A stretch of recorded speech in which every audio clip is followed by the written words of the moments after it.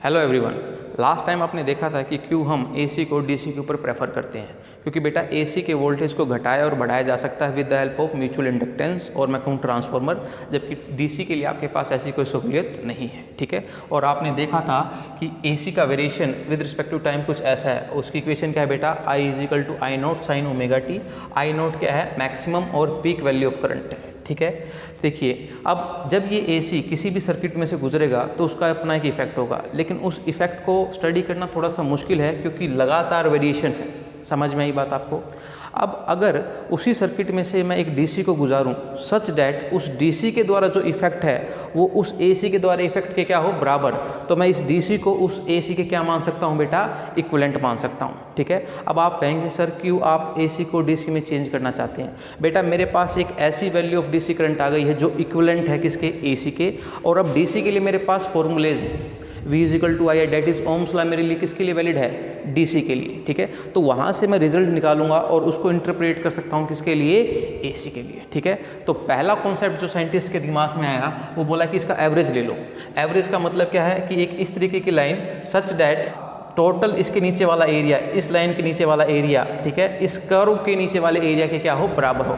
इस कर्व का एरिया और इस स्ट्रेट लाइन का एरिया क्या हो, बराबर हो, तो नेट इफेक्ट क्या होगा, बराबर होगा। क्लियर है बात? ऐसा हम सोच सकते हैं। अल्टीमेटली आप कर क्या रहे हैं कि इस एरिया को यहाँ शिफ्ट करने की कोशिश कर रहे हैं और इस एरिया को यहाँ शिफ्ट करने की कोशिश कर रहे हैं। क्लियर है बात? ठीक है, तो अगर मैं हाफ साइकिल के लिए एवरेज वैल्यू निकालता हूँ तो वो मेरी कितनी आती है, 2I0/π। इसको अभी हम ड्राइव करेंगे। ठीक है, और लोअर हाफ के लिए अगर मैं वैल्यू निकालूँ तो वो आएगी -2I0/π। ठीक है, क्योंकि लोअर हाफ आ गया।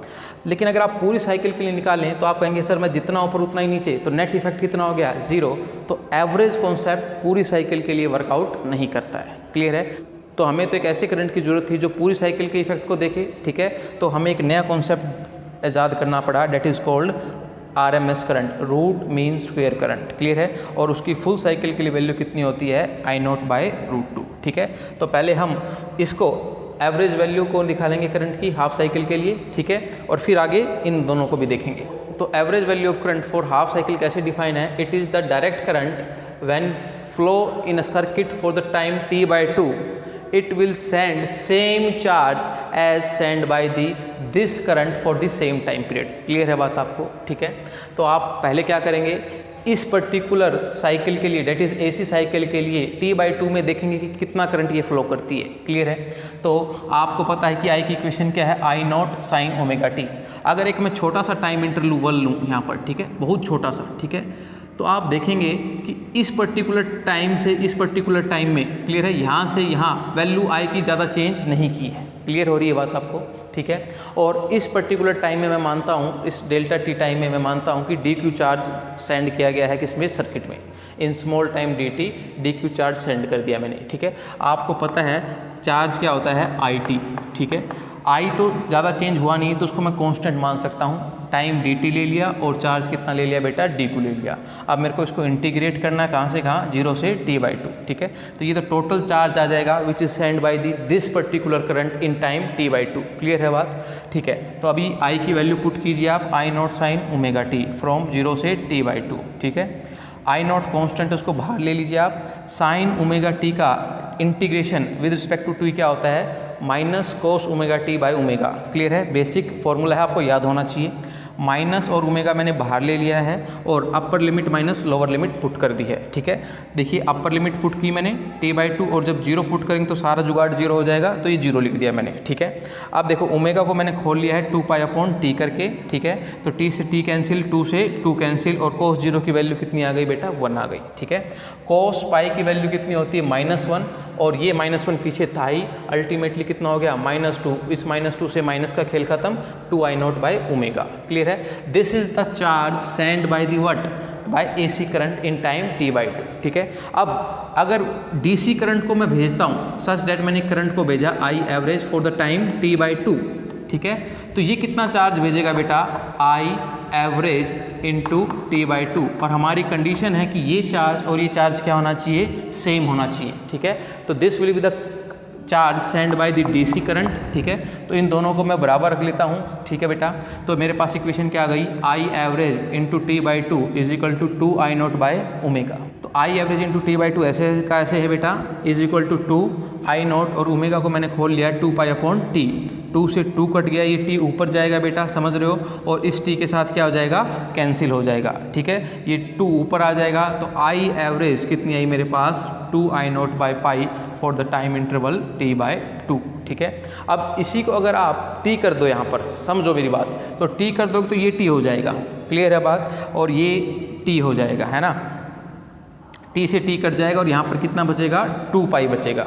कोस 2 पाई कितना होता है, ध्यान से देखो 1 होता है, और ये 1 माइनस 1 0, और 0 से गुना करोगे तो नेट चार्ज कितना हो गया, 0 हो गया। क्लियर है बात आपको। तो फुल साइकिल के लिए तो आपका कॉन्सेप्ट फेल हो जाएगा, आंसर 0 आएगा। हाफ साइकिल के लिए आंसर कितना रहा है, 2 आई नॉट बाय पाई। एक बात जरा ध्यान से सोचिए कि वेरिएबल करंट के पीछे सोर्स कौन रहा होगा, आपका एक वेरिएबल वोल्टेज, ठीक है, एक वेरिएबल ईएमएफ, और इस पर्टिकुलर करंट के लिए सोर्स कौन था, एक इस तरीके की वोल्टेज थी। एसी जनरेटर को याद कीजिए, ठीक है। तो जिस तरीके से मैंने अल्टरनेटिंग करंट को एक इक्विवेलेंट डीसी में कन्वर्ट किया, उसी तरीके से मैं अब कन्वर्ट करना चाहता हूं कि अल्टरनेटिंग ईएमएफ को एक इक्विवेलेंट डीसी ईएमएफ में। क्लियर है बात आपको भाई, ठीक है।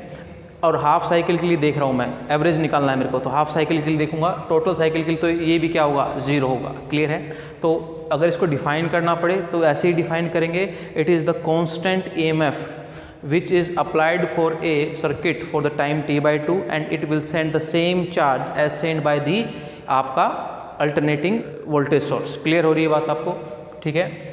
तो V is equal to v naught sine omega t था आपका, तो I कैसे निकालते थे, V बाय आर करके, ठीक है। तो अल्टीमेटली क्या आ गया मेरे पास equation, V naught by are sine omega T, ठीक है। अब मैं बोलूँगा वही कि स्मॉल टाइम dt में लेट चार्ज कितना फ्लो किया, dq फ्लो किया, सच दैट I क्या रहा, कांस्टेंट रहा, चेंज नहीं होगा, वही कॉन्सेप्ट लगाएंगे, ठीक है। तो मैंने क्या किया, I की वैल्यू इस बार ये पुट की, मतलब मैं वी नॉट की टर्म में पुट करूँगा, सिंपल सी बात है, क्योंकि मेरे को V के साथ डील करना अब, ठीक है। V naught by are sine omega t and limit from 0 से t बाई 2, सेम कॉन्सेप्ट पर आप चलते जाएंगे और आपके पास Q कितना आ जाएगा, 2 we naught by omega r. Clear हो रही है बात आपको।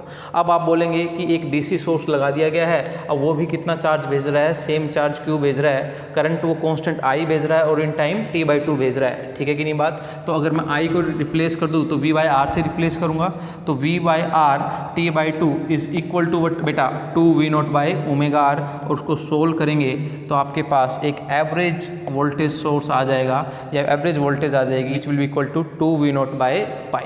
क्लियर है। This is for the half cycle, और अगर आप फुल साइकिल के लिए निकालेंगे 0 से t के लिए, तो ये आंसर कितना आने वाला है, 0 आने वाला है। क्लियर है बात। तो मैं आपको अब RMS करंट के लिए एक हिंट दिए जाता हूँ, जिसको हम डिस्कस करेंगे कल।